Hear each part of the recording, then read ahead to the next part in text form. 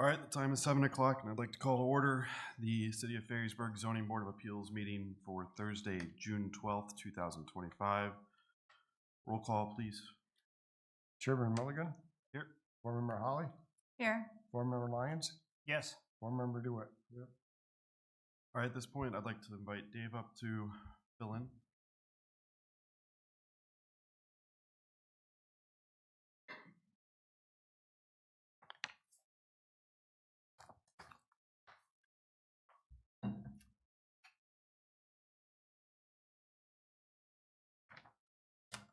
All right, moving on to agenda item number 3, consideration for approval for the April 10th, 2025 meeting minutes as printed.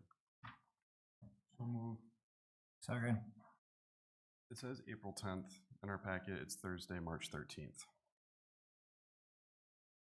I don't believe we had an April meeting. April 10th. March 13th, you're right.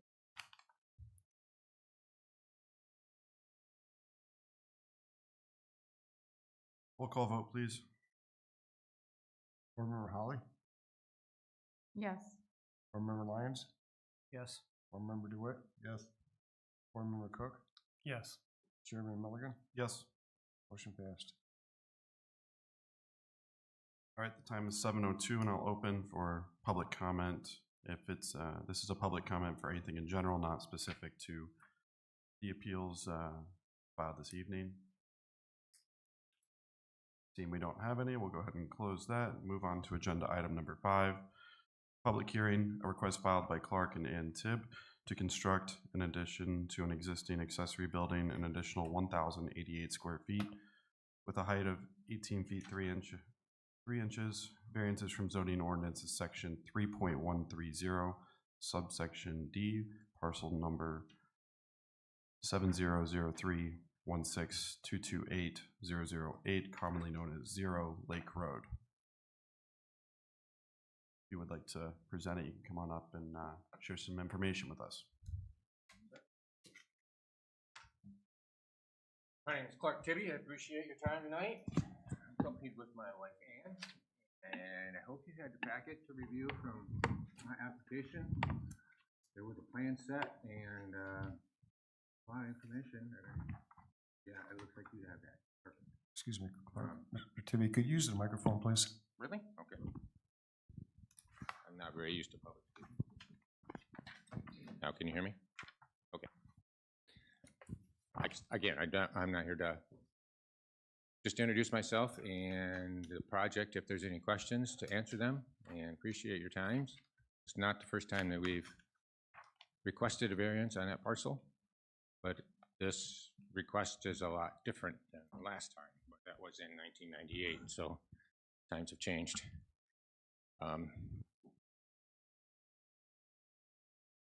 The Horizon Community Planning response, not familiar with them, but I disagreed with some of their comments. The one of the 6 conditions that supposedly we need to meet, Horizon Community Planning agreed with one of them. We had the same opinion on one of them, and that was granting that this variance would not result in any substantial detriment to adjacent properties. That's one that we are in agreement on. The rest of them seem to be an interpretation of the condition, and hope that you've reviewed both sides of that story and here to answer any questions if you have any. I do. Thanks for coming tonight. Public speaking is hard, especially when you're asking a board for something, but you noted in your application that off-site storage fees are becoming a burden. Can you explain that? Yeah, the purpose of this storage facility, the construction that we want to do, we have a few vehicles that we have seasonal, we store off-site, and fees just keep climbing. And now I have some time to hopefully store them ourselves. Purpose of this project. So you're a vehicle restorer, and those vehicles that you store are yours, or do they belong to other people? Oh, no, they were all my horrible hobby, my favorite hobby, but they are all personal vehicles that we have, and a number of them are strictly seasonal. They are permanent plate historical vehicles. And yeah, the purpose for this project is to store those at home rather than off-site for the winters. My wife would kill me if I were able to keep that many cars on my property. So good for you. Good for My you. wife has been very tolerant, although she enjoys some of the summer cars herself. So, yeah. So my next question is a general question. I don't know if you know the answer, but maybe Craig does. What is that strip of land behind their home and garage that separates their residential parcel from their offsite storage? It's a platted alley. When the subdivision was platted, there's alleys and lanes for people to go through. So it's dedicated to the people on that plat.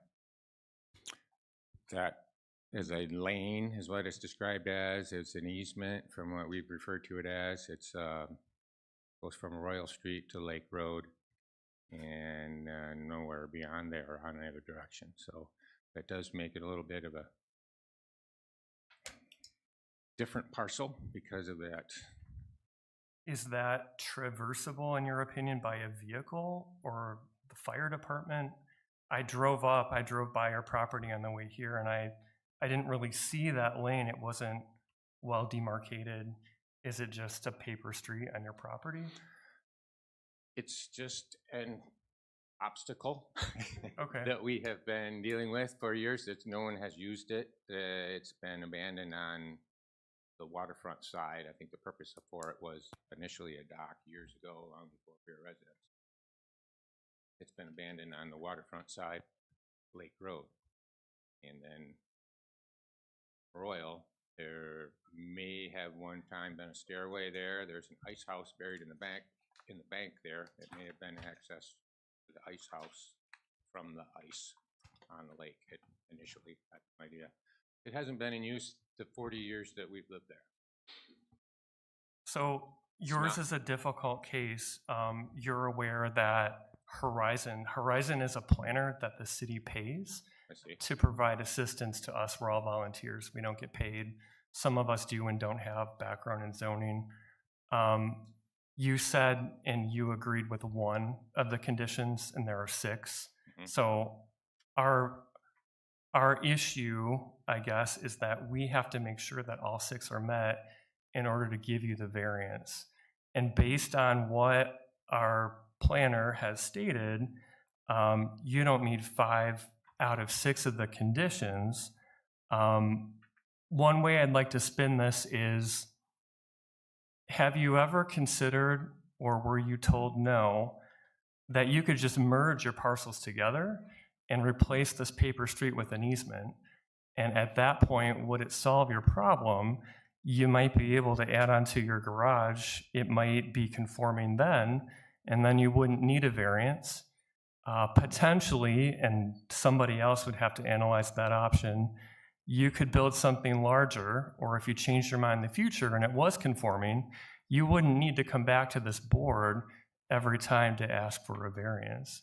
So my question, I guess, for Craig, if you know the answer, is it possible to merge these parcels with a paper street that's separating them?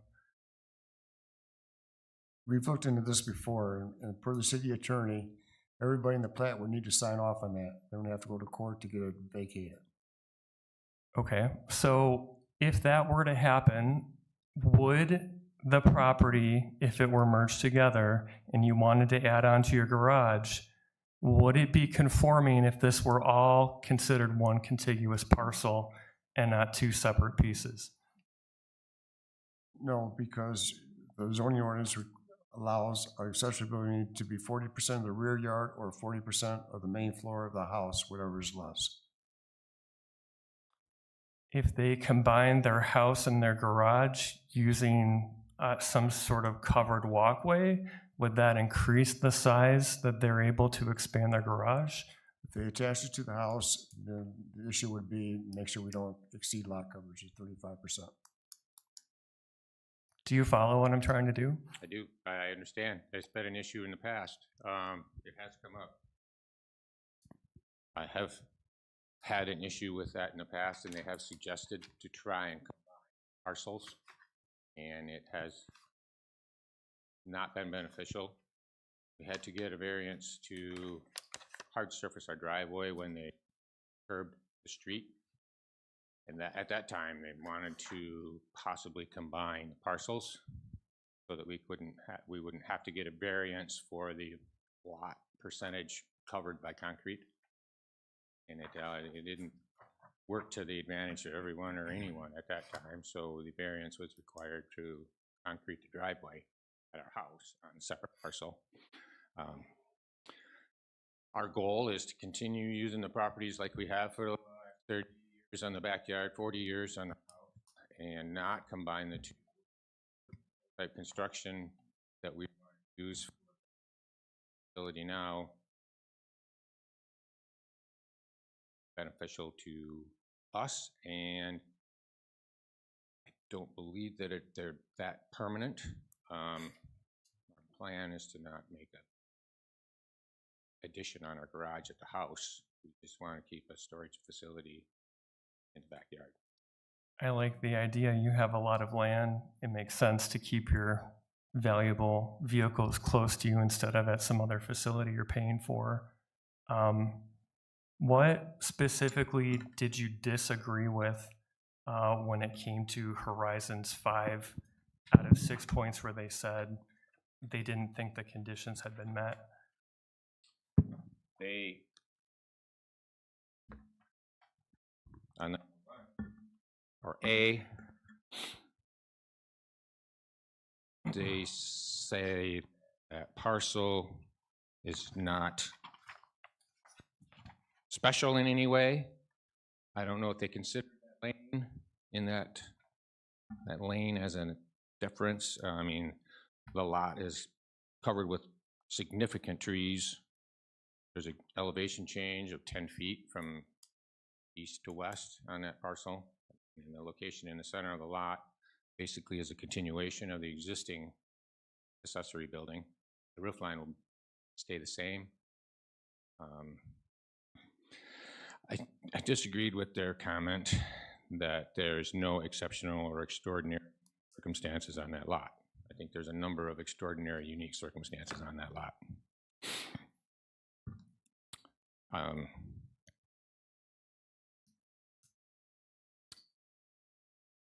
The off buildings, they say that there's their comment on the next one is that the same restrictions concerning accessory buildings, all the Lakeland overlay districts. I just, a lot of these questions seem to be opinion rather than set in stone. And my opinions differ than Horizon's. We've disagreed with Horizon before and have voted a different way than recommended.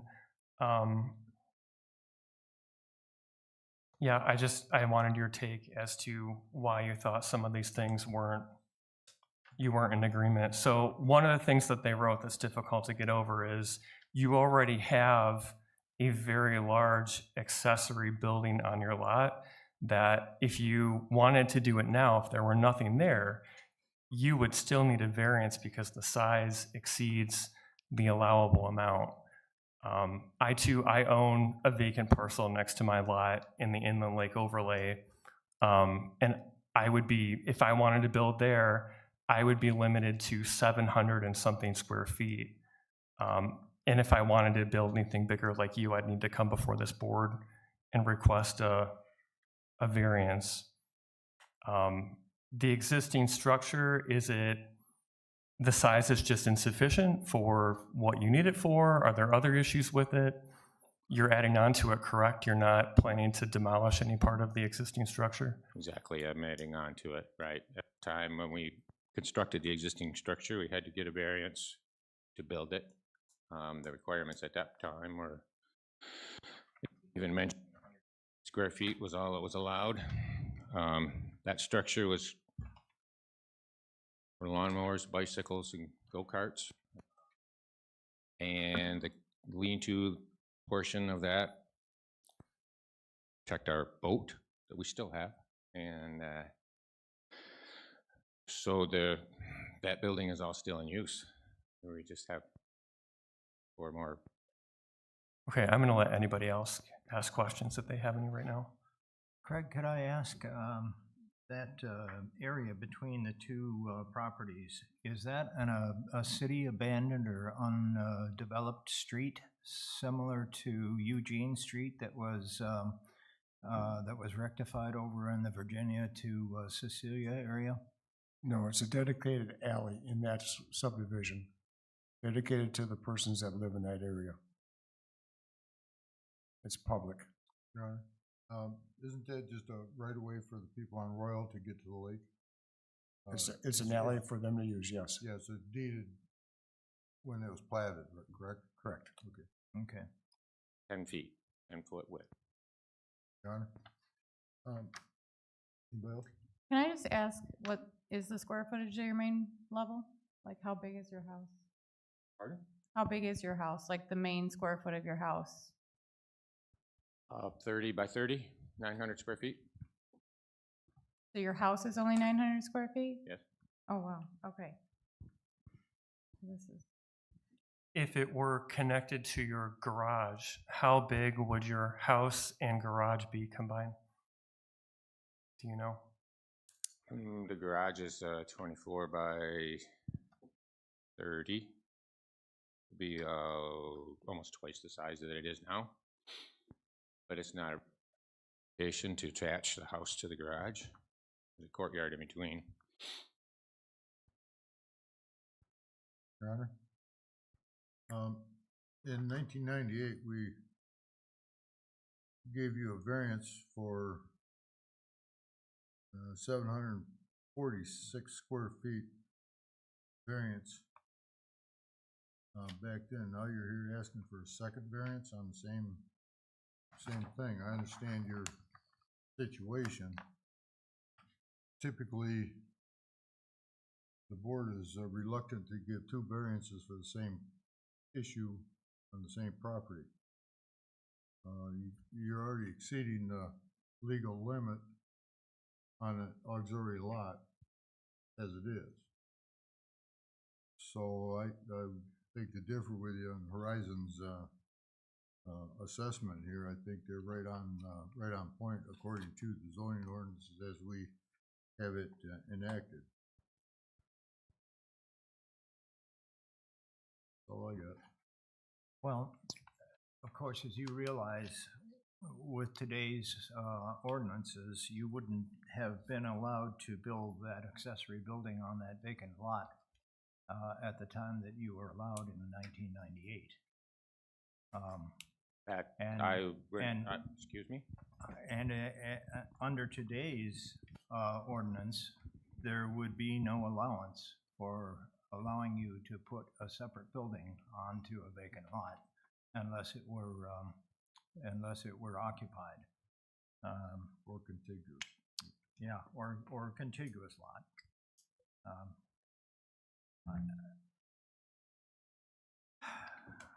I have a similar situation in on my own property, and I was fortunate that they are contiguous, and I was allowed to put them together to conjoin the 2 lots, and which allowed me to put a building on that auxiliary, or on the second, an auxiliary building on the secondary lot.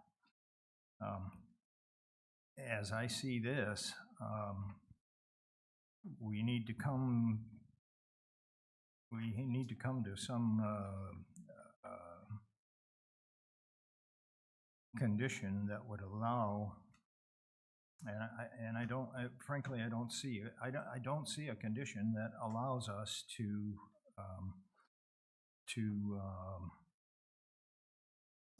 avoid the the current ordinance, is that, am I out of line here, or am I stating this properly, Craig?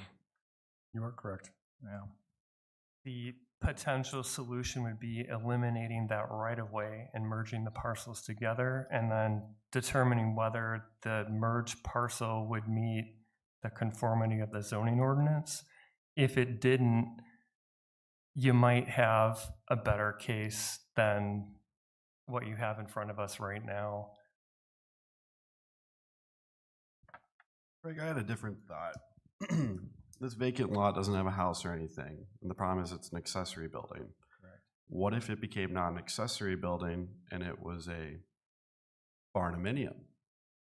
Say it had a bedroom, met the code to be a residence that you would just happen to store your toys in. Is that a clever way to work around the situation? I don't know if it has legs, but that's my thought. I pay taxes on That's an expensive option, but it.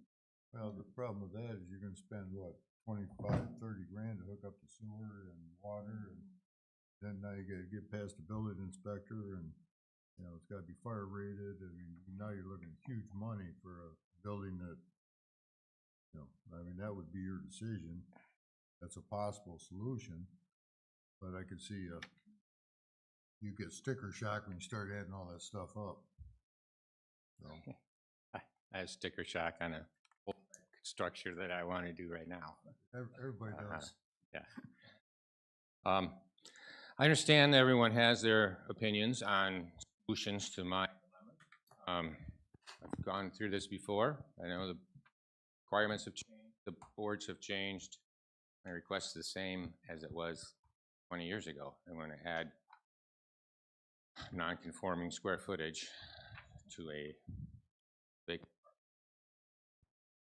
possibility of adding in the future, or a residence in the future, is that I would like to keep open rather than combine the lots. Our home, our bedroom is upstairs, and accommodate stairs, then may have to put a single cap accessible on that vacant parcel in the back. At this point, I'd like to leave the options open. John? Craig, he could pull a permit to put a single-family house on that property with the existing building, correct? If I met the setbacks. Yes. If it met the setbacks. Yeah.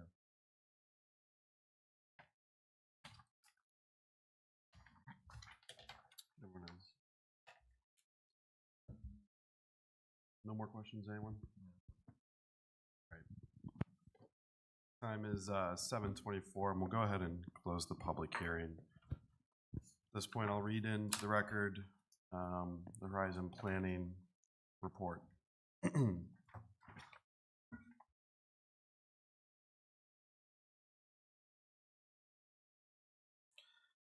The applicant requests a variance to construct an addition to an off-site accessory building. The lot is zoned low-density residential, RG1, and falls within the inland lakefront overlay. Proposal. The applicant proposed to increase the size of an off-site accessory building from 896 square feet to 1,984 square feet, an addition of 1,088 square feet. The height is proposed to be 18 feet 3 inches. Zoning and property information. The ZBA approved a variance in 1998 to allow an accessory building on the vacant lot property, or the vacant property 746 square feet larger than the allowable 150 square feet that was permitted at the time. The previous variance also allowed a height of 16 feet 10 inches, although the current zoning requirement limits accessory buildings to be 14 feet in height. The height variance is an increase of 1.5 feet. It is unclear if the ordinance at the time allowed off-site accessory buildings, or if the variance was approved to allow it. Later versions of the zoning ordinance prohibited off-site accessory buildings until 2020, when they were specifically authorized in the Inland Overlay District. Although the current ordinance limits off-site accessory buildings to 720 square feet, the existing building is considered conforming based on the 1998 variance, which runs with the land. However, any increase in size, height would not comply with the 1998 variance. Approval would require new variances. The property is approximately 1 acre in size. The applicant's residence is located to the east. on the other side of a 10-foot platted lane at 16927 West Spring Lake Road. Standards for granting of variances.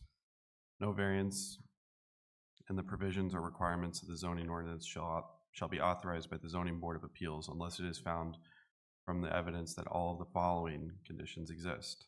1, that compliance with the zoning ordinance would result in practical difficulties to be exceptional, extraordinary, or unique circumstances or conditions of the land or parcel, such as exceptional narrowness, width, or depth of a lot or parcel, or in a regular shape. Exceptional natural or topographic features located on the lot or parcel, such as steep slopes, water, existing significant trees, or other unique extreme physical conditions of the land. C, extraordinary location of an existing building or structure that allows no other practical or feasible location for expansion because of exceptional features of the land. D, other exceptional or extraordinary dimensional conditions or characteristics of the land, lot, or parcel. Comment. There are no exceptional, extraordinary, or unique circumstances or conditions of the land. There are no practical difficulties that prevent the reasonable use of the land. 2, that the unusual circumstances do not apply to most other lots or parcels in the same manner or to the same extent to other lots or parcels in the same zoning district. Comment. All properties within RG1 and the inland lakefront overlay are subject to the same restrictions concerning size and height of off-site accessory buildings. 3, that the variance is necessary for the preservation and enjoyment of a substantial property right. The possibility of increased financial return shall not of itself be deemed sufficient to warrant a variance. Comment. The applicant already has an off-site accessory building, square footage exceeding the current zoning requirement by 176 square feet. The applicant already has property rights beyond what others have within the same zoning district. Or that granting of the variance will not be of substantial detriment to adjacent and nearby land uses and properties. Comment. Although no other standards are met, the granting of the variance would not result in a substantial detriment to adjacent and nearby land uses and properties. 5, that the applicant shall have not created the problem for which the variance is being sought. Comment. The applicant is creating the problem as they desire additional square footage for storage beyond what the previous variance and current ordinance allow. The issue relates to the need for storage and the cost of commercial storage, not something unique about the lot or of the land. 6, the grantee of the variance will not be contrary to the public interest. In the spirit of this ordinance shall be observed, public safety secured, and substantial justice done for both the applicant and other property owners in the district. Comment. Granting the variance would be contrary to the spirit of the ordinance because the standards of approval cannot be met. Recommendation. It appears that one of the 6 standards is met. All standards must be met to grant a variance. Please note that in any motion supporting or opposing the variance request must specifically reference the ZBA's findings concerning all applicable standards on the zoning ordinance in recent case law. The minutes and written record of the discussion must be documented the ZBA's findings and conclusions on all 6 standards. Your Honor, I'd make a motion, we deny the request. Excuse me. We should read the letter of support into the record, please. Yep. We received a letter dated June 10th, 2025. Dear Ferrysburg Zoning Board, we are writing on behalf of the notice that was sent to us regarding Clark and Ann Teeb's request to construct an addition on their accessory building at 0 Lake Road. Our property is located at 16845 Lake Road, and our driveway looks directly out at the existing accessory building. We have seen the plans for the addition, and they look well thought out and well planned. We are in support of the plans to build the 1,088 square foot addition to their accessory building. Thanks in advance for your support of the project. Mitch and Nancy Winden at 16845 Lake Road. Your Honor, I'll renew my motion to deny it on 1 of 6 standards were met.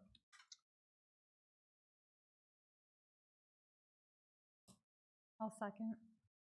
Roll call vote, please, Craig. Board Member Lyons. Yes. Board Member DeWitt. Yes. Board Member Cook. Yes. Board Member Holly. Yes. Chairman Milligan. Yes. Motion passed. Moving on to agenda item number 7, public hearing. A request filed by Gary, I'm sorry, I'm gonna butcher your last name, Noisma?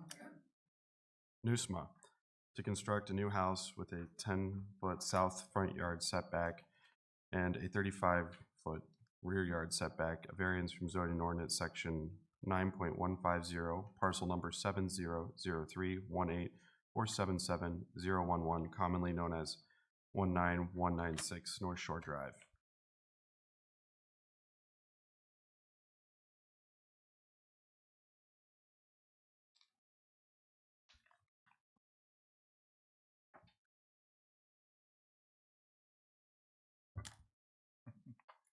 Dead battery.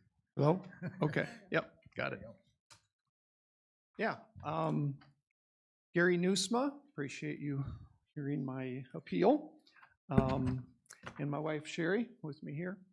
And I wanted to double check, there were 2 additions that I gave to Craig this morning, showing a superimposed the current house footprint.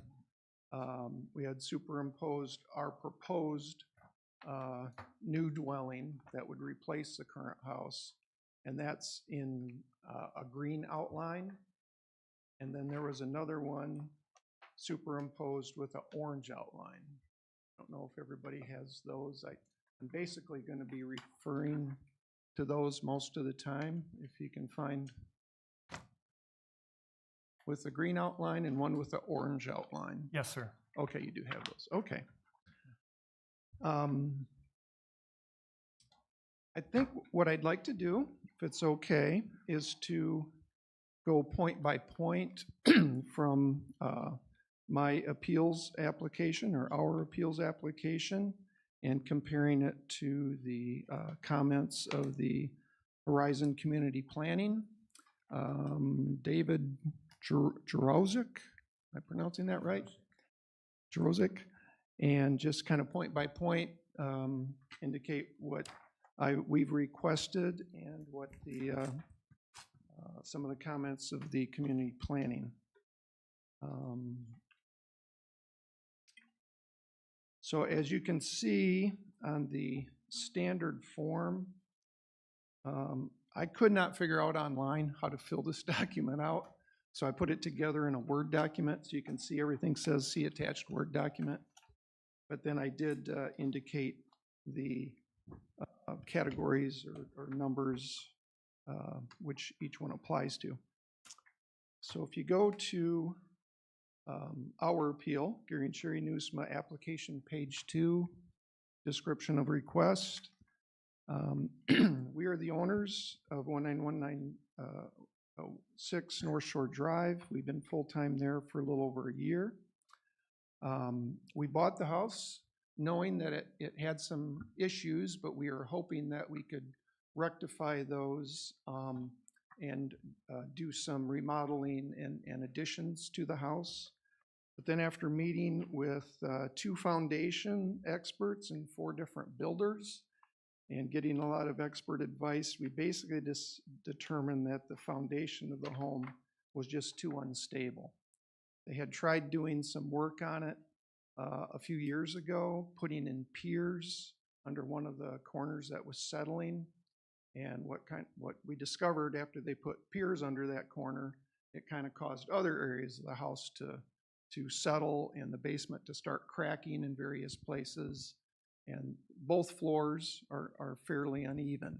And we had hoped to be able to work with that, but it's not worth it. We had at least 2, or more than 2 that actually came on site, said, yeah, you'll probably end up spending as much money trying to remodel and do minor additions to the house as what it's already on.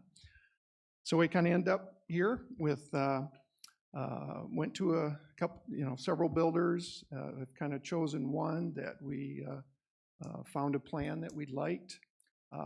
It is currently a 2-story house, but we're both retired now and we'd really like to have a 1-story. Part of our plan for the house was to put a a master bedroom in place of what's called the laundry room, I guess, on the current house.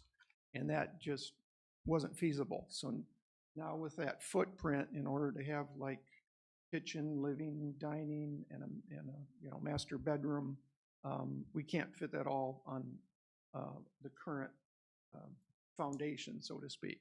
So you can see, maybe I could get back to some here, but you can see the footprint of the home is not within the existing current zoning setback on two of the sides, to the east and to the south. So my bullet 1 that says east, our house, the back side of our house is currently 33 feet from the back property line. And the allowed zoning setback is 40 feet. So it's already, the back of the house is 7 feet closer to the back property line than it should be. And again, that's been for 93 years. It's been that way.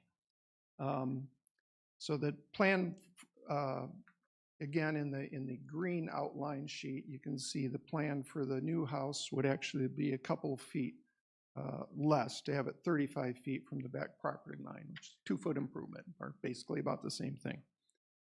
So that's the east setback, which is the back of the house.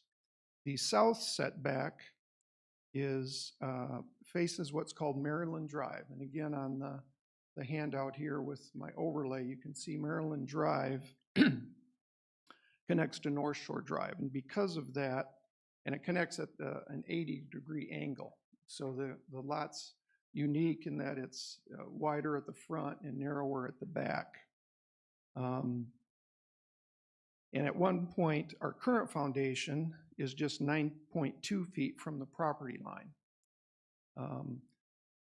But according to the zoning regulations, because we have 2 front yards, the setback should officially be 25 feet, both from the North Shore Drive front yard as well as the Maryland Drive front yard. So if you look at the handout with the outline in orange, you can see if we were to be regulated to a 25-foot setback from both North Shore Drive and Maryland Drive, we'd be down to that orange footprint, so to speak, which is much, narrower, smaller than even the existing 93-year-old house's footprint. I guess the key thing I wanted to point out is that Maryland Drive is effectively really, it's a dead end. And it's effectively really a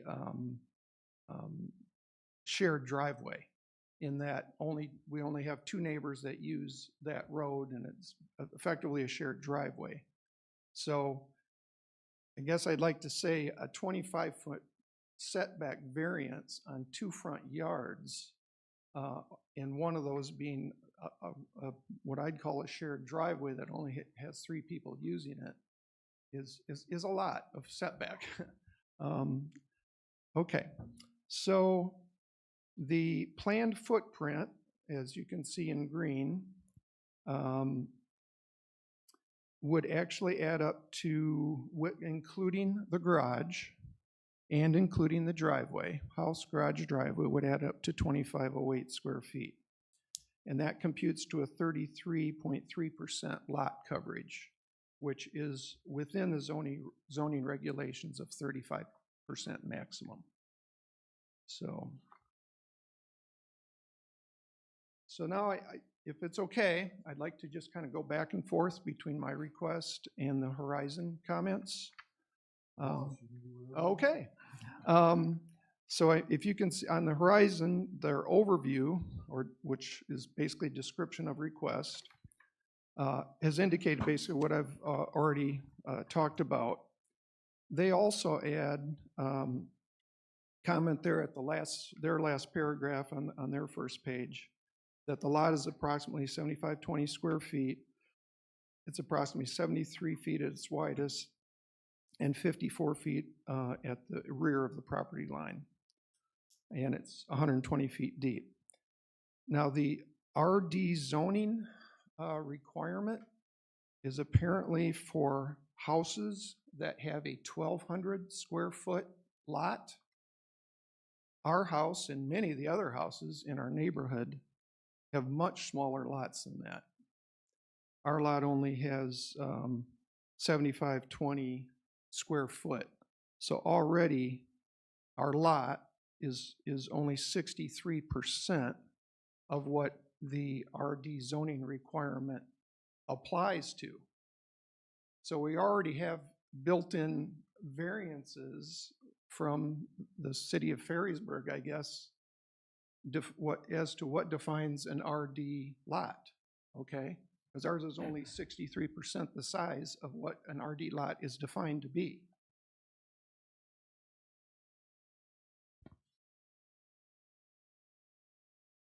Okay. Application page 3, my second page of my handout.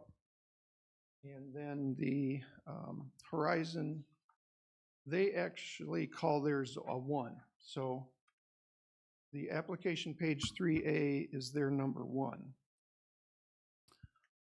Actually, their comments under their item 1 are all in favor of what I'm asking for. But as I read it, you can see the comment, the lot is narrow and small in relation to the minimum requirements for the RD zoning district. It's approximately 27 feet narrower than required and is 4,480 feet smaller than required. Additionally, corner lot designation and the applicability of 2 front setbacks exacerbate the issues resulting from the size and dimensions of the lot. Setbacks and lot coverage requirements are calibrated against the minimum size and width of compliant RD lots. Again, we're only 63% of what an RD lot is defined to be. His last paragraph then, it says, applying RD setbacks on an exceptionally narrow corner lot could result in practical difficulties. And especially for, as I indicated, a 1-story house that we're also including a new garage, and we'd also like to have a backyard. And I believe, correct me if I'm wrong, I haven't had the time to read the hundreds of pages of zoning requirements, but I believe a new house built in that area has to have a garage. Is that right? Correct. Right. So currently it doesn't have a garage, and we would like to have a garage or attached garage. That brings me to another point, which I'll cover later. Okay. So on my basically I'm just saying, if you can see under my page 3, item A, our request is simply to allow our new build to be the same 40 feet width as our current house is. And the footprint of the house, again, would occupy only 33.3% of the lot, which is less than the 35% maximum. Okay, item B, that unusual circumstances do not apply to most other lots or parcels. My main point there is our request is unique in that we're effectively on we're on a dead-end side street that is effectively a shared driveway, and since only 3 homes are on it, and basically I've explained the other things. For his item B that he calls point 2, his comment, again, I think supports my case. He says, although there are many non-conforming lots in the RD zoning district, the circumstances only apply similarly to 5 other corner lots along the North Shore Drive. There's only a few offshoot streets that would even apply in this case. So basically all our lots are unique.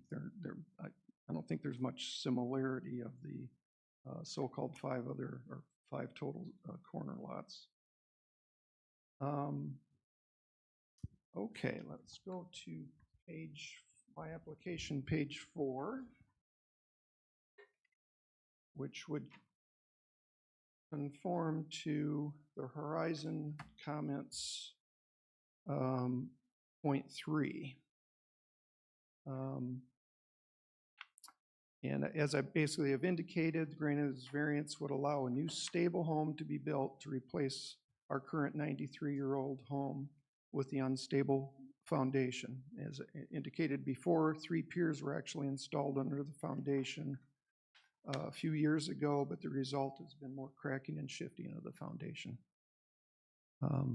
Under Horizons Point C, which he calls number 3, you turn to the page, it's now on his page 3, carries over, indicates, this is one of the key things I wanted to point out in his top paragraph on his page 3.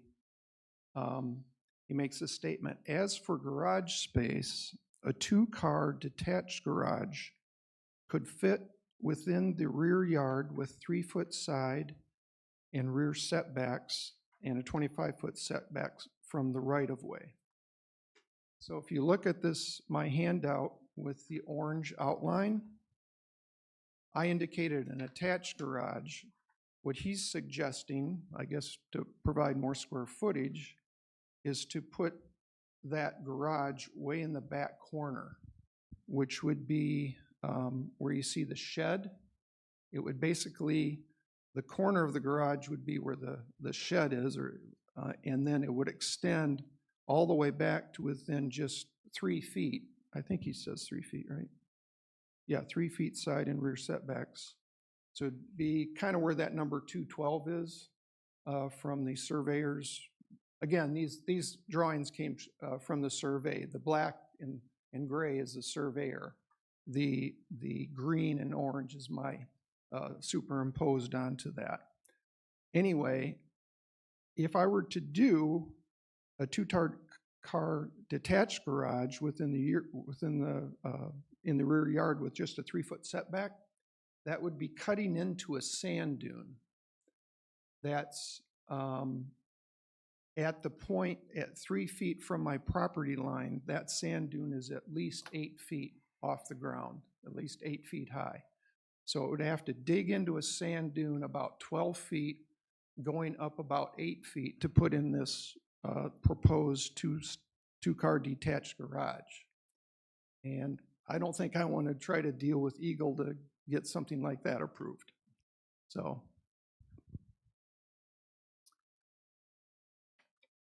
Okay, application page 4, going back to mine, that the granting of the variance will, excuse me, will not be of substantial detriment to nearby properties. We feel the granting of this variance would actually improve the neighborhood by replacing an old unstable home with a new, more attractive home that also has a garage, attached garage in this case. He took a little different angle under the Horizon document. His is item 4, and he indicates, although the variances will not alone cause substantial detriment to adjacent and nearby land uses and properties, the length of the driveway will not allow for compliant parking of vehicles outside of the garage. Only 10 feet of the proposed driveway falls on the lot.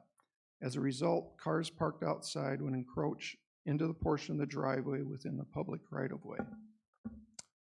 So again, if you reference my handout here with the green outline, you can see that the proposed new driveway, which is in purple, would be 12 feet at the narrow end and 14 feet at the wider end, which is about a 3-foot improvement from what we currently have, which is just 9.2 feet.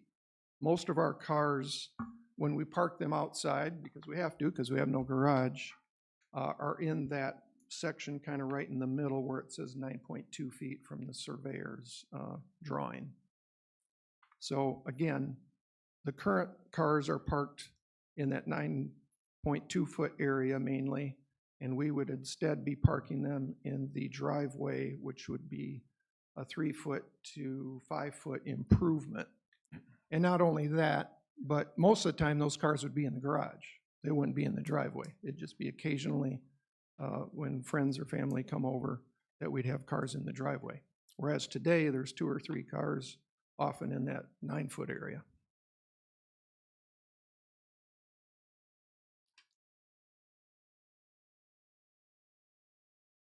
Item 4F, that the granting of the variance will not be contrary to the public interest, spirit of the ordinance, etc. His comments, my comments, of course, are that the granting of this variance would not be contrary to any public interest. In fact, the new house would look more appealing from the road compared to the current home. I don't know if you saw that photo of a home similar to what we would like to build. And it would likely help improve the neighborhood property values. The new structure would meet better public safety standards than the existing deteriorating structure. We're still within the allowed zoning setbacks with our neighbors to the north and to the west. And our variance request is to stay within the current house footprint for our neighbors to the east and to the south. It's, as I indicated before, it's even a slight improvement, but better on one side, 2 feet in the backyard. So, in the Horizon comments for 4F, which he identifies as number 6, again, he says, his last sentence, it says, appears that the degree of the request is contrary to the intent and spirit of the ordinance and the RD zoning district requirements, which is 12,000 square feet lot. We only have a 7,500 square foot lot. So we're only less than 2/3 the size of what these requirements are intended to address, and that's 12,000 foot lots. Our lot is not that big. So I guess the bottom line are, we've talked to our neighbors on both sides, or actually front, back, and side, and they're all in agreement. At least one of them said they'd write something. Craig, did you get anything from a neighbor? Mr. Campbell? Yes, yep. And I guess, want to maybe read that letter. I guess final statement I might make is that this is our only home. It's not a summer home, and it's, or a cottage for us. It's our forever home, so to speak. So, and I guess if we could read the letter from Mike Campbell. Also talk to the main neighbor just across the street on Maryland Drive, or what I call shared driveway. They're in agreement with it as well, but unfortunately, they're in a hospital right now. The husband's dealing with some issues, and so they're in Grand Rapids Hospital, and we didn't want to bother her. So anyway, but yeah, if we want to read the letter from Mike. Is it okay to read it right now into the record? All right. I'm just going to read the message part. Came from Michael G. Campbell, email, subject 19196 North Shore Drive, zoning variance request. We live at 19190 North Shore Drive, parentheses next door, to 19196 North Shore Drive. We support, in all caps, the requested zoning variance, Michael Campbell and Carol Sanchez.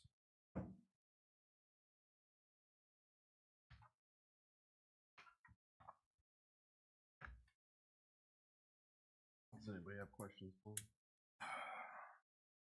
Well, I would like to compliment you on your submission as well as your proposal this evening. Okay, thank You've you. done a beautiful job of trying to convince us Okay. to deal Okay. once again with problems that we have in this city because of the reduced sized lots Right, that are no longer compliant with the current ordinance. right. We try to figure things out to best accommodate the residents of the community, so that we can at least come close to approximating what your desires are. Okay. And I think if we were to modify your plan somewhat, I was out this afternoon and looked at your property. The only real concern I have with what you're proposing is that you're leaving very little area outside of the garage area that you propose, and you're moving that significantly closer to the junction, North Shore Drive and Maryland. And I'm just wondering if there's some way that we can reduce that issue. And I do realize that your neighbors are probably as close to the property line as you are proposing. Yep. But you have to realize there that they are also further down Maryland and You mean North Shore possibility. Drive? I'm sorry. You mean Maryland or North Shore Drive? On Maryland. Oh, okay. That house that's across the street from you, the White House. Yes, Their garage door is very close to the street. yes. And I understand what your position is, but you have to realize also that they are considerably off of the junction of North Shore, which, and maybe it's a minimal problem, but you have to realize that as people come off of the highway, off of North Shore, that they need to have the full capability of making that turn. Okay. So that's one of our big issues, and one of the issues or one of the reasons that we're talking about the possibility of moving a garage to the, I believe that's the west. No, that's the east. Where the shed is? Yeah, where the shed is. Right, and again, that's where a dune is. Right. I understand that too, and we've been up against that situation before. Perhaps moving the house and allowing a smaller setback on the which would be southwest corner, and kind of locating the house somewhat such that we could accommodate the approach to a garage. Is that something that you could consider and discuss with your architect or designer, whomever you're dealing with? Yeah, I guess we could. A big thing for us would be preferred to have an attached garage and some backyard. Certainly. And so that's what becomes kind of the challenge. I understand exactly what you're saying. Okay. Oh, yes, there's another point. Thank you, honey. Kind of right where the D is in Maryland Drive. If you see the word Maryland Drive on Okay. diagrams, Yep. about where the D is Uh-huh. a telephone pole. And so in order to have any kind of a garage on the back side of the house, we'd have to get a telephone pole moved in order, because that, just about anywhere you put a garage in that back portion, if there's a telephone pole where that D is in Drive, you're going to run into a telephone pole, so. I'm certainly not an architect. Okay. or a home designer, but I think those are the things we need to consider Okay. in making our decision here. Okay. Leave this to some other comments and lay on the board. John? Craig, Maryland Drive is a public street, correct? Yes. So yeah, I have a real problem with that driveway that close to the right of way. You're gonna have cars sticking their rear ends out into Maryland Drive. You get a full size or like double cab pickup like I drive, it'd be sticking out 4 feet into the road. Right. That's an issue. Is Particularly today. It is today. Particularly when people are coming down North Shore Drive and they're visiting one of your neighbors, they don't know the street. They're turning and bam, and you're so close to the corner that is a real safety concern for me. To Joe's point, if you were to take the house and move it to 25 feet off of North Shore Drive, I'm sure you can figure a way to get around that telephone pole. But if you move the house and put the garage on the back of the house, you know what I'm trying to say? If you don't walk up here quick, man, I'll show you what I'm thinking of. You would still need a variance on the side, but if you took the house, the new house, to this line, okay, you got your setback here, that's gonna give you back here, your garage, I'm sure there's, if you got one telephone pole, I'm sure there's a way you can get around that telephone pole for your garage. Then you're pulling out into Maryland at a safe spot. It'd You be gotta- quite close to our neighbor's driveway, yes. Yeah, well, you gotta remember that, Yep. that is a public right of way, and it's our Right. job to protect the people driving on it. Right, Even- right. 3 people live on it. Don't matter, Mhm. it's still Okay. public, it's still a Okay. public street. Yep. You know, your contention, it's a shared driveway, well, it's a public street. Okay. Okay, Okay, so I understand what you're saying, Yep. but you gotta understand where we're coming from, is it is a public street, Okay. which Yep. we can't create a safety issue to accommodate your new house, okay. okay? I think, May I show you a picture of our backyard you right can show now? me whatever you Okay. want, you're in charge. This is our shed. Yep. Which is here. Right, that's right there. So I'm taking the picture basically right about here. from there. Okay, yep. Right. And so that's the surveyor's stake, which is about 8 feet up off the that- ground. That would be this. Right, point. that's, But, it's actually more like 5 feet off the ground there, but then it keeps going higher and higher into the But- dune. but to my point, if this house moved this way, you're gonna put your attached garage where the shed is now, you know what I'm saying? Right, and then we Take- wouldn't, Take right. this from. right. Yep, we could do that and we wouldn't really have any backyard. House or backyard, I No, guess. Yep, no, I'm just stating, yeah. Well, these are the issues we get The- into all the time. Everybody right. wants a backyard and they want a big But- house. Well, But what this Horizon Consulting outfit has said is that our property line, which starts here, actually goes about 10 feet up the dune, right through that big tree. And if we did what the Horizon Company suggests to do and build a detached garage 3 feet from the property line, we'd be digging 10 feet of sand dune out of that dune, which I don't think we want to do. I don't think anybody wants that. Sure. I think you'd have some issues with it. Well, I have a different thought.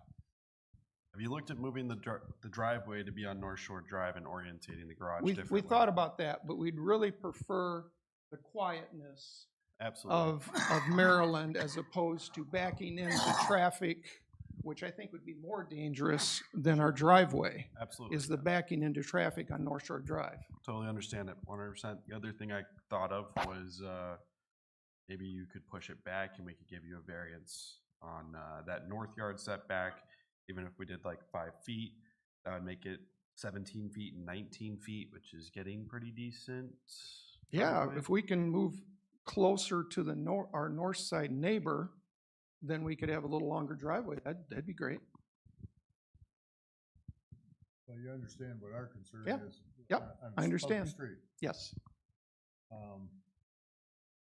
What I would propose to you is you look at a couple different designs and vectors.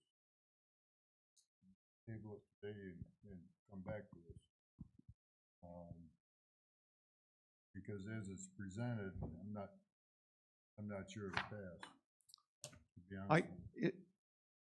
How do you look at the current existing structure and the nature of it and its safety, its compliance with zoning? It's been there 93 years. I don't think we can comment on that. So our scope is conformance to the zoning ordinance. If you're concerned about the structure of your building, you'd have to engage another branch of our government. I apologize if that sounds kind of rude, but Gary and Sherry, is it? Mhm. Welcome to Ferrisburg. I assume you're new residents. Very sorry that your home now has to be completely demolished in order to be safe. Sounds like a lot of work in addition to putting together this awesome zoning variance application. It's great, by the way. I just feel bad for you guys. You moved here, you're trying to fix your existing home. I have been in that home. It belonged to one of my childhood friends, the Zaskowitz. I know Okay. that area really well. The pictures online make it look great. They don't have any pictures or any mention of structural failure.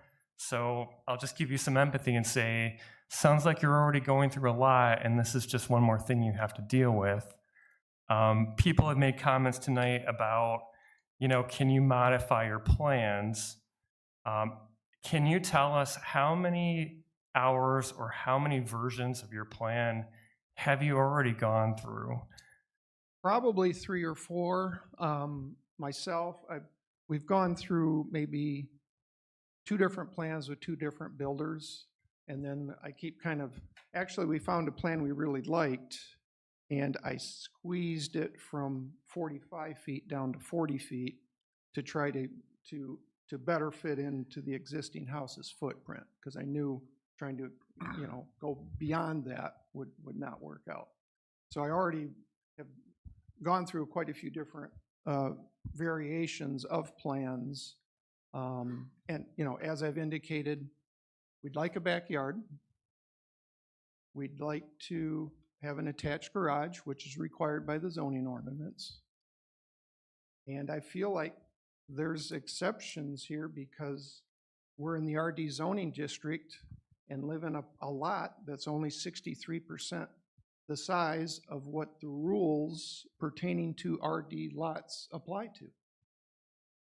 Unfortunately, you're grandfathered in. So your house, like you mentioned, 93 years old, this zoning ordinance now we have did not look like it did. Right. I don't even think we had a zoning ordinance 93 Okay. years ago. Yep, I I don't think understand. the city even existed. Yep. I could be wrong about that.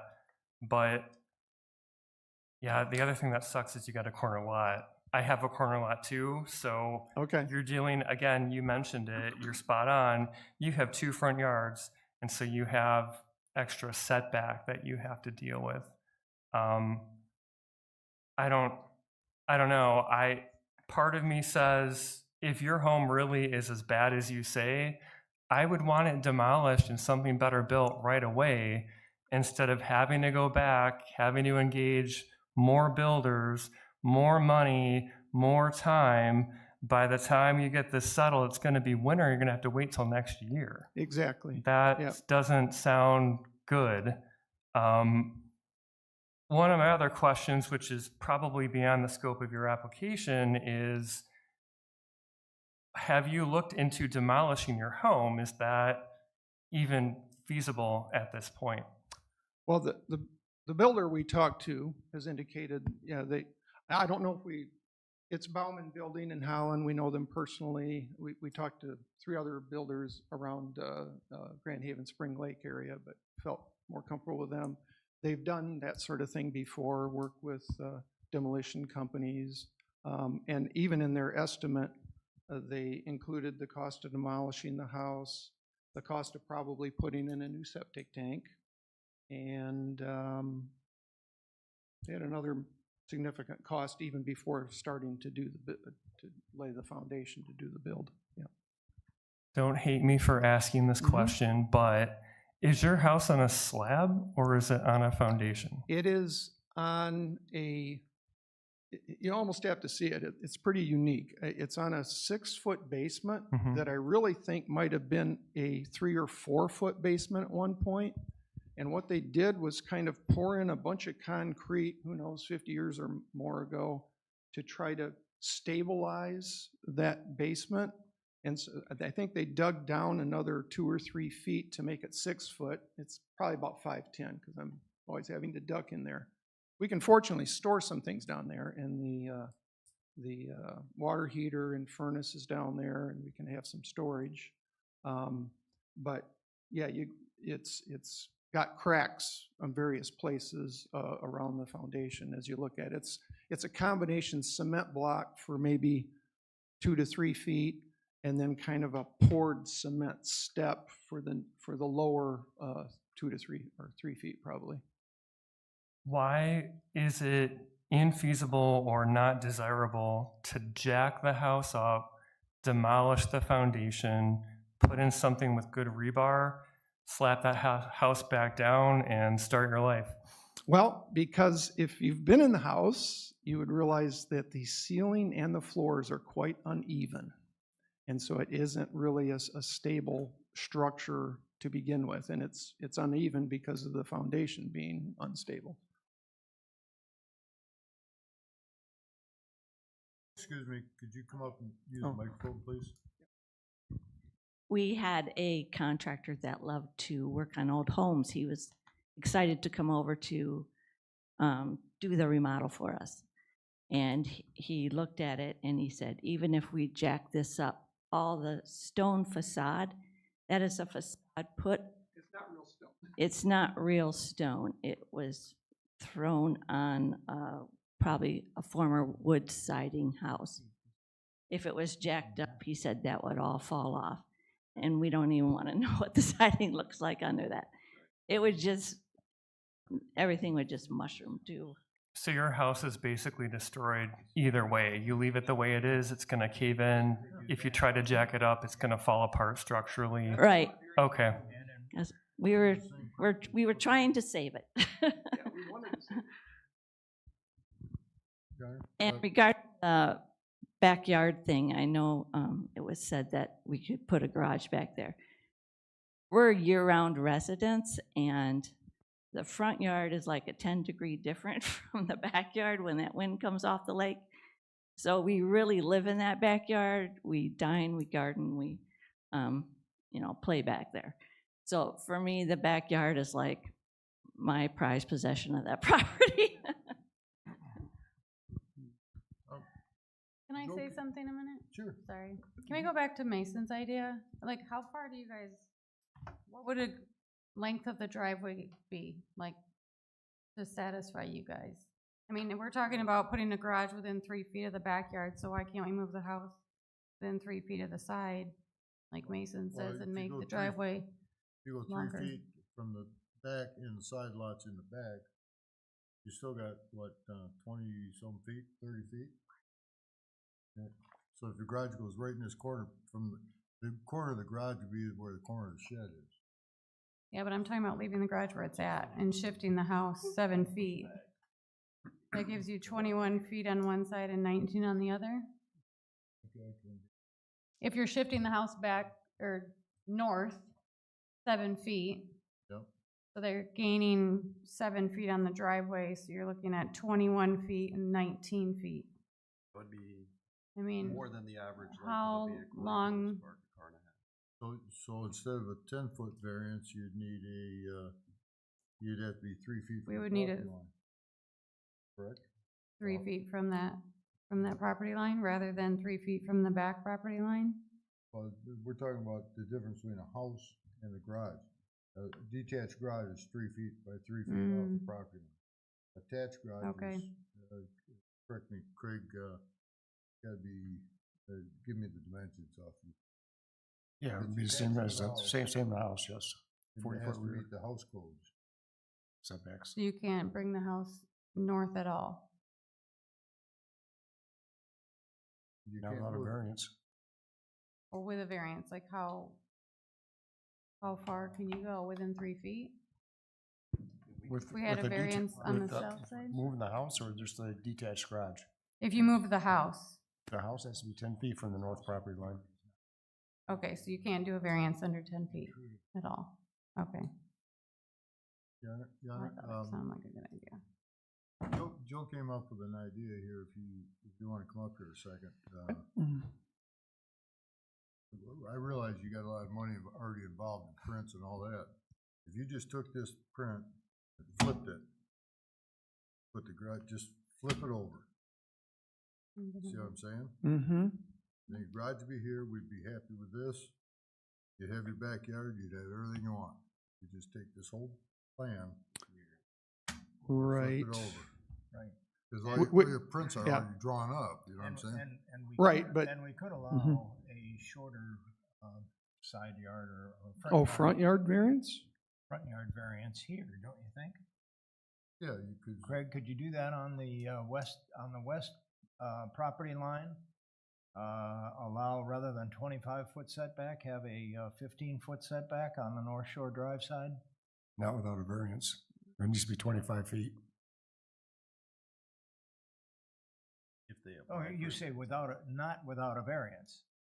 Well, but what I'm saying is we could allow it a variance to that dimension, correct? That would be up to the board, yes. Yeah, because there would be no traffic from the house onto North Shore Drive. Make your backyard bigger, more enjoyable. Yeah. No, I understand, and I like the thought.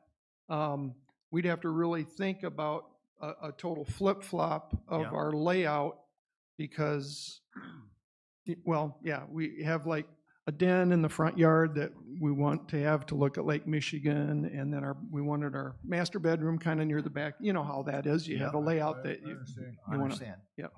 We're not making it hard. okay. We're trying to We're come trying to up with, accommodate Right. what we have to live Yes, with yes. on that, from the ordinance side.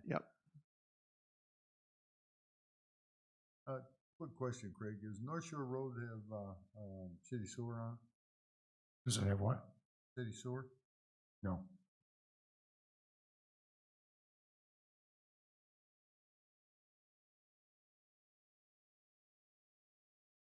Anybody have any other questions?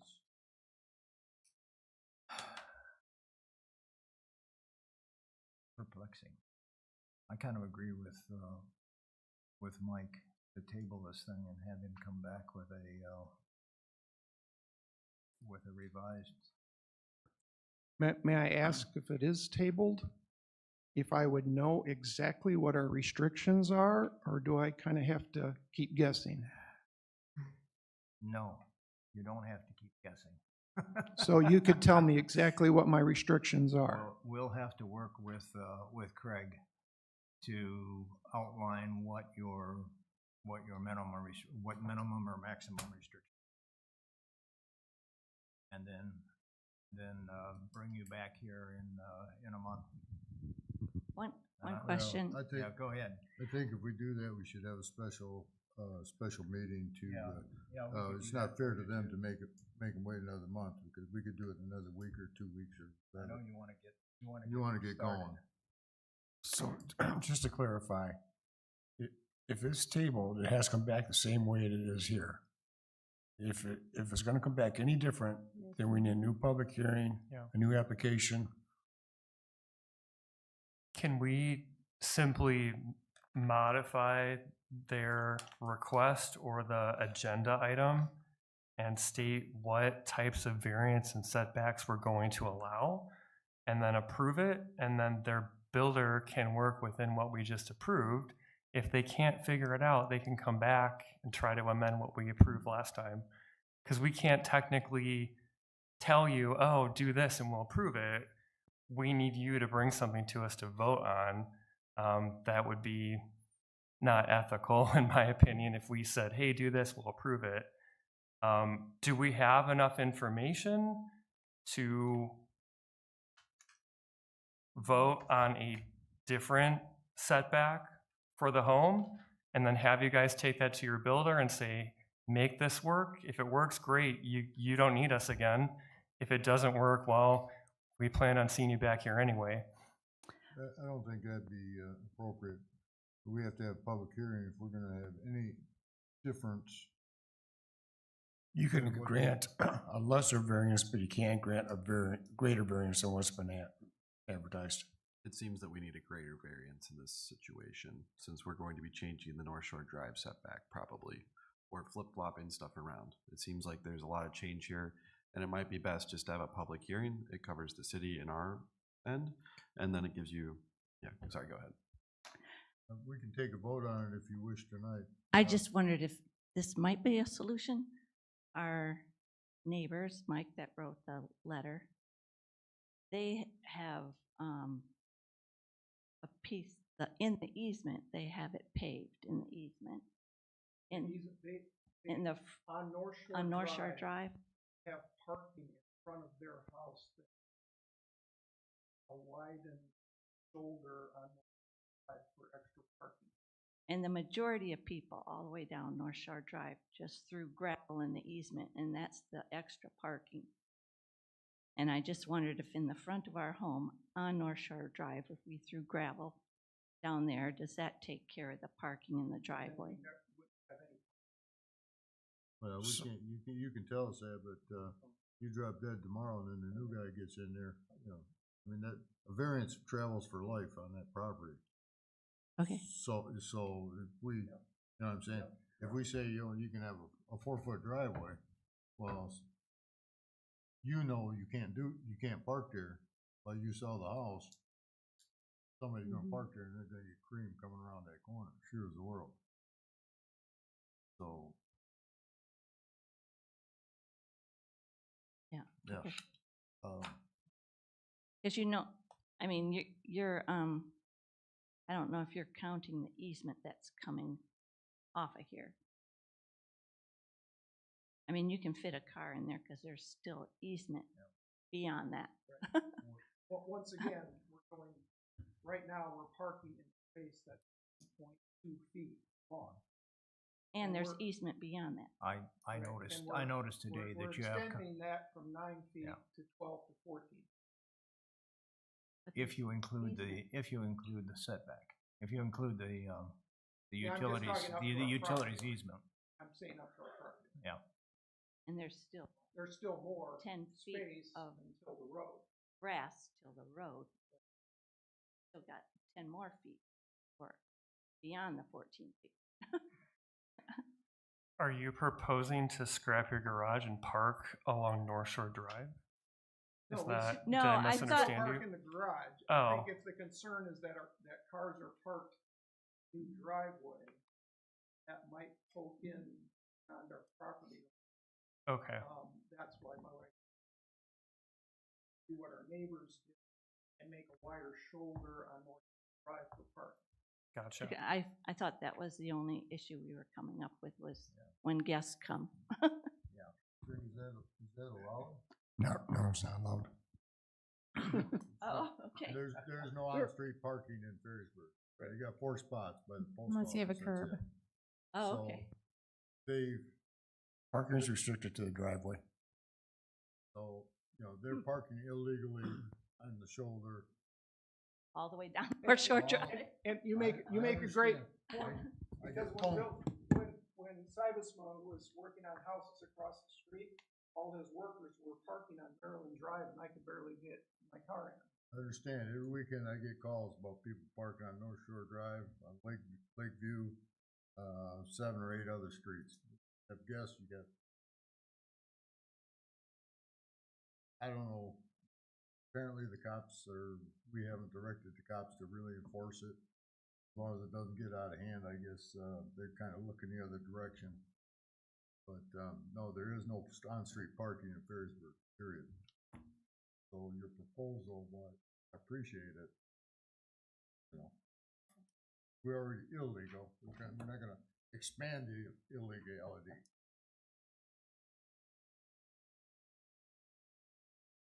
And you guys are like definitely not want to be off North Shore Drive, like versus redoing this whole plan.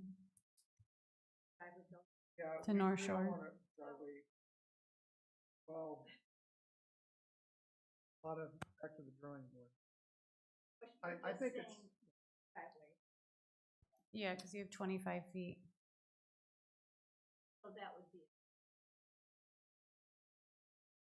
It's better than it is now. We'd have to take a vote. It would solve the driveway issue, I think, is what it would solve, but.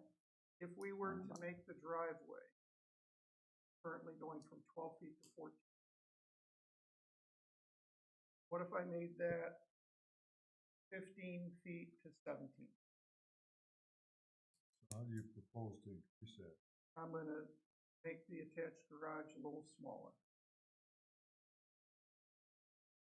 Instead of 22 feet, it's gonna be what, 18? In depth, I think that depth is that on one of the drawings? Yeah, do you want us, you can have mine if you want. I use that.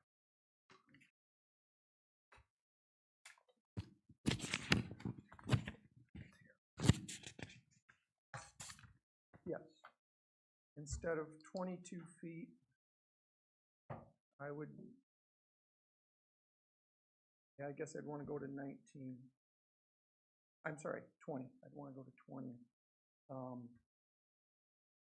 So you'd gain 2 feet, meaning the driveway would go from 14 feet deep to 16.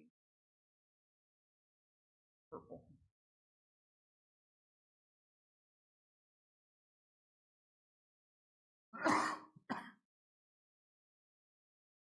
Be 16 on one side and 14 on the other side. Correct.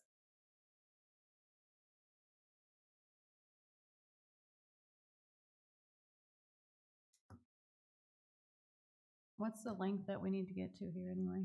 You guys drive short cars or what? Like, what's our goal, I guess? Like, how long do we need this driveway to be? Most cars range from 15 to 18 So if feet, you moved it, We just want, depending on what you're driving. really- Are you driving an Escalade or are you driving a Smart for 2? it's closer to the intersection. I'm just trying to figure out how long we want it to be there. Yeah, that's what I'm saying, that we could give him that variance. I'm sorry, how did I do this? I'm just wondering how long we need the driveway to satisfy them to have it on Maryland. Like, how long are you looking to have it? Greg, you think the city satisfied the 16 feet of parking? That's, staff doesn't have a concern, no. So how wide is the driveway? The width would, he said, 17 feet. Garage door 60. Concrete. So you have only roughly, what, 34 square feet more than that? Oh. Which would still fall within the 35, under the 35% lot max. If my math in my head is right, I don't think that adds too much.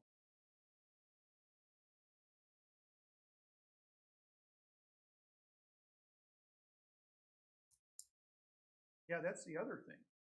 If you have the driveway coming off of North Shore Drive, that's 25-foot driveway, which would probably most likely put us well over the 35% maximum lot that you could have your footprint. So then we'd have other problems to try to figure out with a bigger driveway occupying our land. Then the house would have to shrink.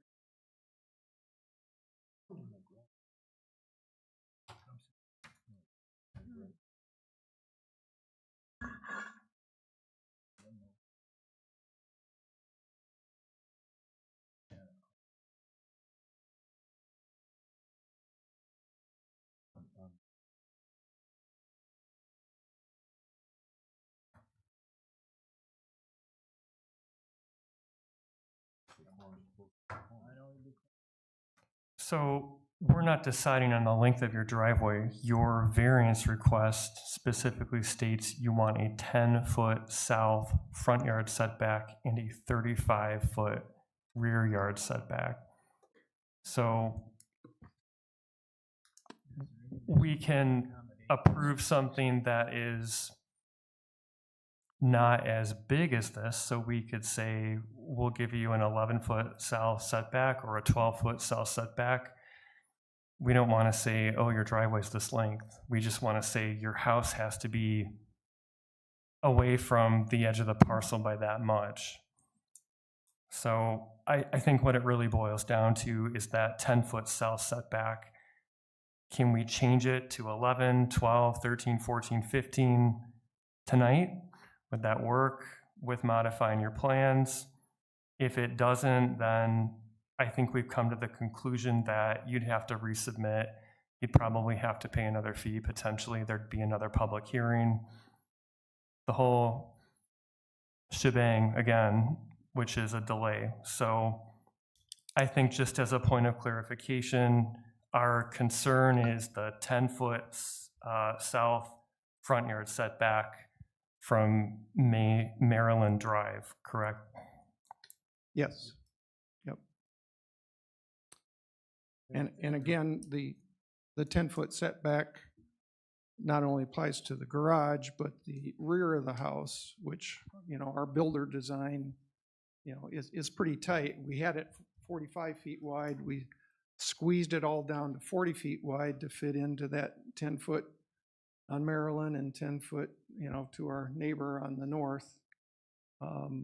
So I'd really like to keep the 10-foot setback for the rear of the house, but I guess we could move the garage 2 feet to the north to then make the setback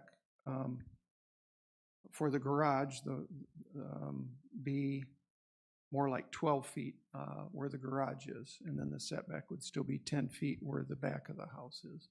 So not to belabor the point, but to rescope the problem, we're just going to tell you, if we vote tonight, we're going to approve a setback. It doesn't sound like we like 10 feet. We might approve a different number. And after that, I mean, you could change your mind after the fact and say, okay, I've got my envelope approved. Now I want to look at adding my driveway on North Shore Drive, even though you said you didn't want to do that. You could say, oh, you know, I want my garage over here on the dune side. It doesn't really matter how your house is configured. All that matters to us is the envelope. And we're looking at where you wrote the word garage and where we think your cars are going to be sticking out. Well, if you hadn't written the word garage, let's just play this game a second. If you hadn't written that word and just said, here's my house envelope, okay, we might have said, well, where's your driveway going to be? And you could have said, oh, it could be on North Shore or it could be on Maynard or Maryland, I don't know. Okay. So I guess focusing too much on the garage and the driveway, you're going to demolish your house. I assume your driveway is going to be gone too. That equipment weighs 22,000 pounds. It's going to be crushed. So, you know, you got to get a new driveway too. Right. So I guess what I'm trying to do is trying to see if you want to budge on the 10-foot setback from Maryland tonight and possibly get your variance approved and then configure your house however you want. Or if you're sticking to that 10 feet, this is what it is. I guess you roll the dice on a vote.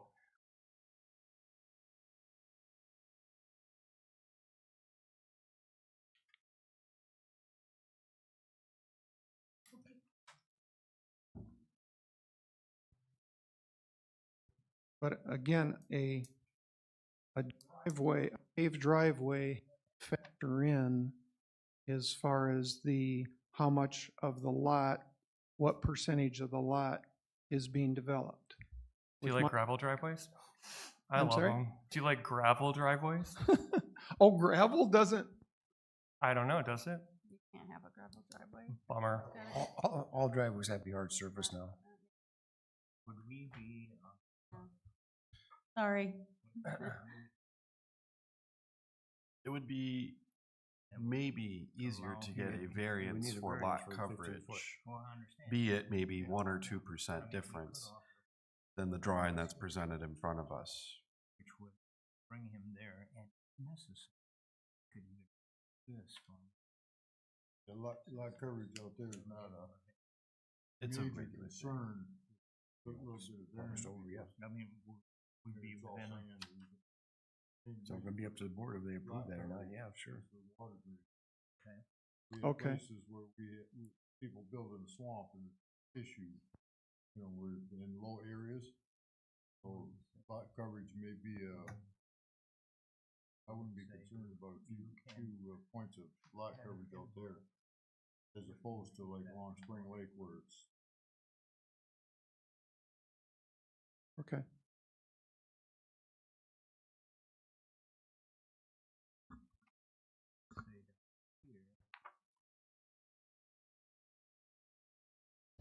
they don't. I'm going to respond to that in the microphone. So we're looking at a potential change that would change the 10-foot setback from your neighbor on the north. I believe we were told we couldn't do that. Is that correct? That's correct. Okay. That's all. We cannot do that? or We cannot change the 10-foot setback. We cannot make it closer to that property line to the north. Right, without Sorry. the new public hearing. Okay, but we could change the variance on the west side. There's no variance requested on the west side at this Well, time. I understand there's no, but I'm just saying, but we're talking about providing a building envelope for this family. Can we do that and still be within the confines of the ordinance for the city? It's gonna be up to the zoning board of appeals where they approve that variance request or not. Okay, we are the board. We are Yep, the zoning you're right. board. So just to clarify, we have to either approve or deny the variance request as it's written, or we can propose a new variance request that is tighter than what they have proposed. Is that correct? You can offer something less, but nothing greater. Okay. If we offer something greater, we got to go through this whole thing again. To me, it sounds like we probably need to go through the whole thing again. It doesn't seem like we can, you obviously don't want less. We don't like the drawing you gave us. And maybe it's just the best way to do it from what it sounds like. It seems like it's getting a little overcomplicated to vote on this tonight in a way that would satisfy all parties involved. One more time. If we did have the driveway go to North Shore, is that accepted? We're only approving your envelope tonight, your setbacks. So If Okay. it changed the lot coverage, we cannot approve it. It would, Oh, okay. it would And that- double Oh, the so then- square footage of our driveway, meaning we have to really shrink the house. So then we have to start over. Or Is- request a variance on your lot coverage. Right. So what Heather said is we could approve your envelope tonight and you could start building your new house and worry about the driveway later, come back to us and say, hey, I built my new house. I need to put in a driveway. I spoke about this before. You said the general feedback you could say from the Zoning Board of Appeals was having a short driveway on Maryland Avenue is dangerous. And for the safety, go ahead, I'll let you speak. Just to clarify, we're not gonna issue any building permits until everything meets the zoning requirements. So the driveway needs to be approved first. So if we approve this tonight, they would, and they wanted North Shore, they would need to come back with a variance request for the lot coverage if it's greater than, okay. That's what we could do. If you wanted to change to North Shore and not go through redoing all your building drawing plans and all that. And, excuse me, but my personal opinion is it's much safer to back out of a driveway on Maryland Drive that is only 3 people on it versus North Shore Drive where there's hundreds of people, you know, every day. I agree.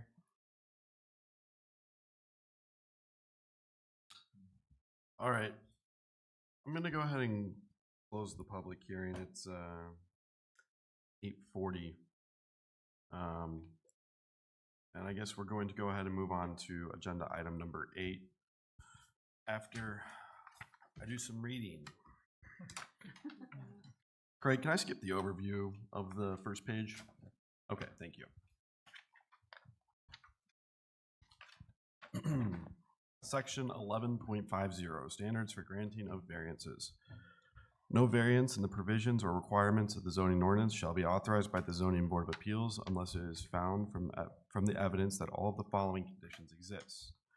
1, that compliance with the zoning ordinance would result in practical difficulties to be exceptional, extraordinary, or unique circumstances or conditions of the land or parcel, such as exceptional narrowness or of the width or depth of a lot or parcel or an irregular shape, exceptional natural or topographic features located on the lot parcel, such as steep slopes, water, existing significant trees, or other unique extreme physical conditions of the land.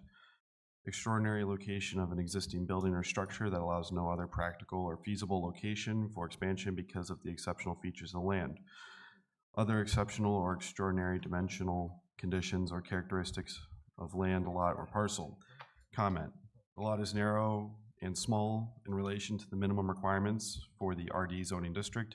It is approximately 27 feet narrower than the required and approximately 4,480 square feet smaller than the required. Additionally, the corner lot designation and an applicability of 2 front setbacks exacerbates the issues resulting from size and dimensions of the lot. Setbacks and lot coverage requirements are calibrated against the minimum size and width of compliant RD lots. The size and width of the lot should not impact the ability to comply with rear setback, and the depth of 120 is sufficient as it allows 55-foot deep dwelling. Additionally, the RD zoning district also assumes minimum compliance lot size of 100 feet wide by 120 feet deep for a compliant area of 12,000 square feet. Applying RD setbacks on an exceptionally narrow corner lot can result in practical difficulties. However, a compliant building envelope remains intact on this lot, and a smaller, narrower dwelling could be built without variances. See comment standard 3. That the unusual circumstances do not apply to most other lots, parcels in the same manner or to the same extent to other lots or parcels in the same zoning district.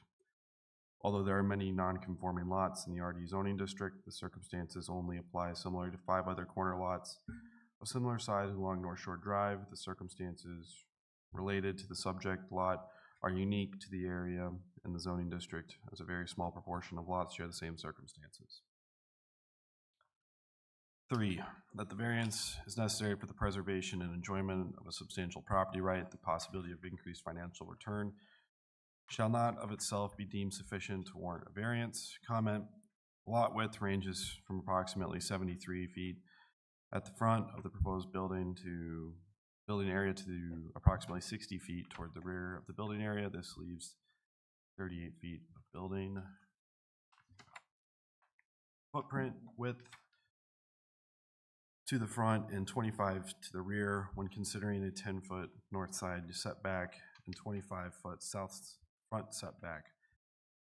This building envelope would allow for a single-story dwelling to comply with the exceed the minimum area required of 960 square feet and double the total square footage with 2 stories. As for garage space, a 2-car detached garage can fit within the rear yard with 3-foot side and rear setbacks and a 25-foot setback from the right-of-way. As demonstrated, the lot is buildable without a variance. However, the building envelope would be more limited than desired by the applicant.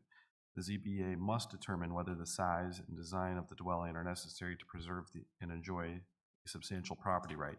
A strict interpretation would conclude that the lot is buildable in compliance with the ordinance would not prohibit reasonable development of the lot.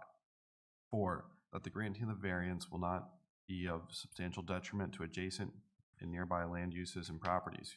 Comment: although the variance will not alone cause substantial detriment to adjacent and nearby land uses and properties, the length of the driveway will not allow for the compliant parking of vehicles outside the garage. Only 10 feet of the proposed driveway falls on the lot. As a result, cars parked outside would encroach into the portion of the driveway within the public right-of-way. 5, that the applicant shall have not created the problem for which the variance is being sought. Comment: the applicant did not create the lot, and did not cause the current nonconformities. Although the situation is unique, the property can still be developed with a compliant dwelling. The applicant's desire for a large dwelling within the setbacks could be considered a self-created problem. That the granting of the variance will not be contrary to the public interest, and that the spirit of this ordinance shall be observed, public safety secured, substantial justice done for both the applicant and other property owners in the district. Comment, the front setback variance reduction is significant compared to the requirement.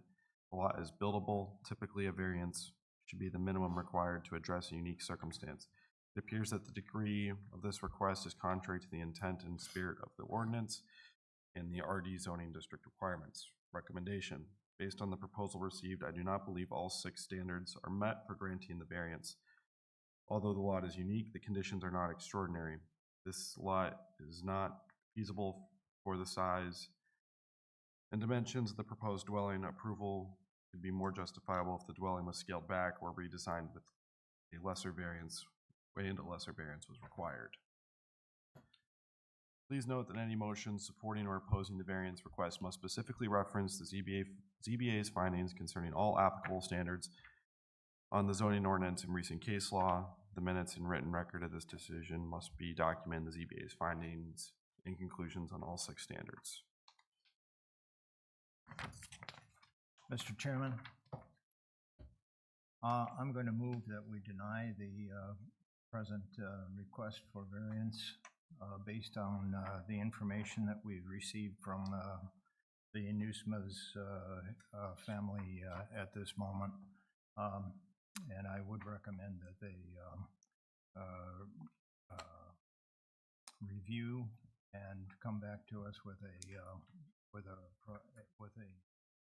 improvised plan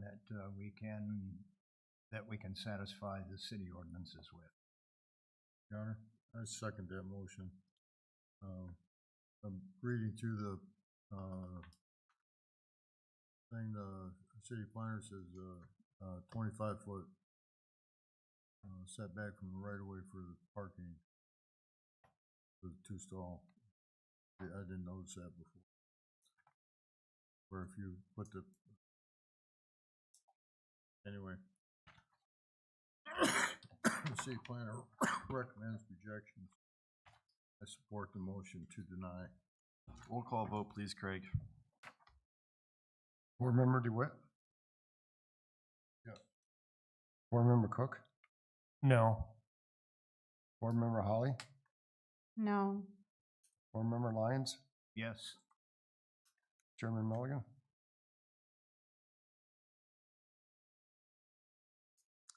Yes. Motion passed.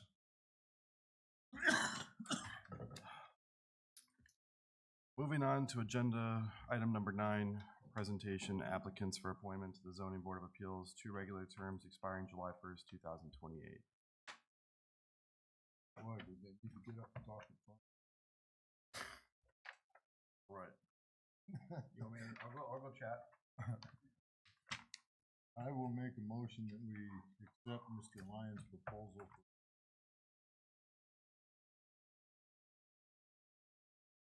for motion for You can do it, Warren. further making appoint Mr. Jason Milligan to the zoning, the renewal zoning board of appeals. And they recommend it to the city council. Well, you can't vote on, well, you can vote on here. Yeah, I can vote on. Let's do Joe's first. I'll support Joe's and roll Second. call vote, please. Board Member Cook? Refrain. Board Member Holly? Yes. Board Member Lyons? Restrain. Board Member DeWitt? Yes. Chairman Milligan? Yes. Motion passed. So there, I would make a motion that we reappoint Mr. Madigan. Mulligan, I'm sorry. Close enough. Close enough. I'll second that. Roll Roll call vote?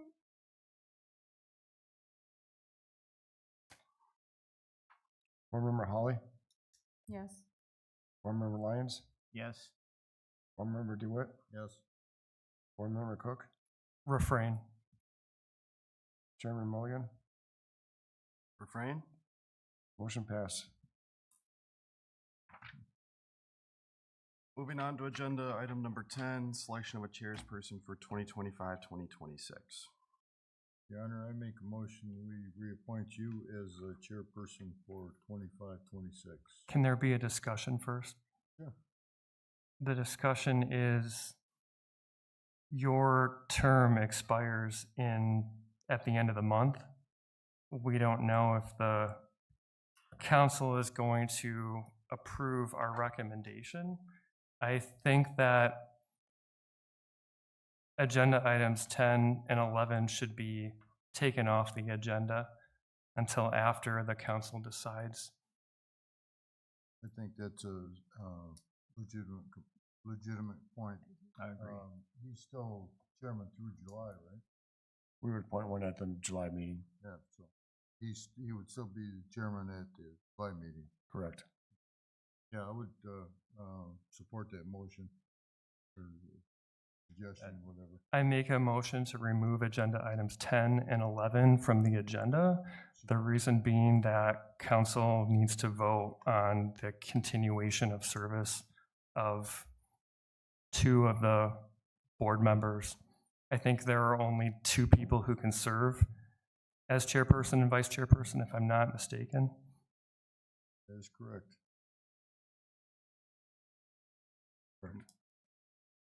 I'll second the motion Roll call to vote. table it till the July meeting or confirmation from city council. Yeah. Okay. Roll call vote on that. Board Member Lyons, Yes. Board Member DeWitt, Yes. Board Member Cook, Yes. Board Member Holly, Yes. Chairman Milligan, Yes. motion passed. Agenda item number 12, designation of the zoning administrator as secretary for 2025-2026. So moved. Second. Roll call vote, please. Request for discussion? Who was the motion for? That was confusing. I will rephrase it. I make a motion, we appoint Craig Bessinger as a zoning administrator and secretary for 25-26. And I will support the motion. Discussion? Go ahead. Secretary for the Zoning Board of Appeals? Yes. Do you want to continue to attend all the meetings? You go to almost every single meeting. I see your car here about every, night of the week, and I think, dang, that's a lot of work. Is this something you want to do? Is there somebody else who could do it? No, I don't mind doing it. I think staff needs to be here for support. Okay. Roll call vote, please. Board Member DeWitt, Yes. Board Member Cook, Yes. Board Member Holly, Yes. Board Member Lyons, Yes. Chairman Milligan, Yep. motion passed. Agenda item number 13, reports, comments. Anything? Do you have No anything for us, report. Craig? I have no report. I have a report. There's an item in the packet tonight regarding the Open Meetings Act. I would just ask that board members of the ZBA read it and understand what is and is not allowed on the OMA. Through FOIA requests and through discussion with other citizens, there have been several complaints made against people serving for the city that they are potentially violating the Opens Meeting Act. The text is very dense. I don't know if people are doing it voluntarily or involuntarily. I would assume they probably don't know the rules. So I would encourage everyone to read it. And like Craig's message says, if you have questions, direct them to him or to Amber. I also have a question. noted in the, in the minutes of the, I think it was the May, Planning Commission, that there was a, item that was discussed and I believe approved, that would have better fit the duties of the zoning board. And that had to do with some dimensions of a